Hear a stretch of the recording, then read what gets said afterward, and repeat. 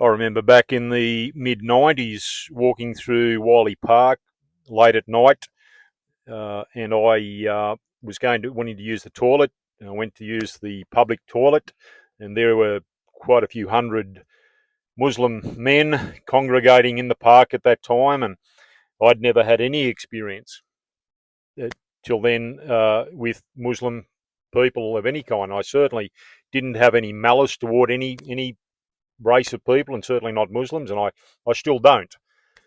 But what is noteworthy was the fact that when I went to go into the toilet, I was very firmly told that I couldn't go in there because they had basically the rights to the park because of Ramadan.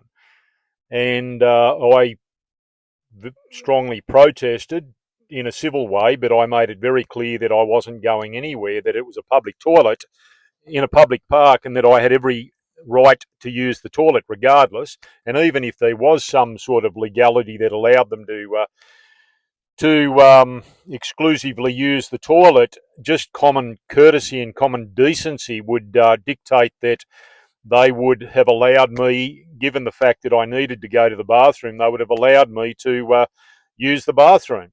But they were very intimidating, they were very strong, and I stood my ground with them in a very firm way, civil but firm, and they backed down.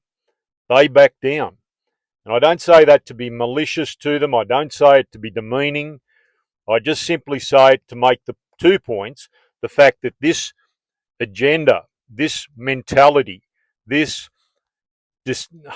hateful ideology that wants to try to, you know, show complete contempt and disdain for anyone that's not Muslim and treat them like that, has been around a long time.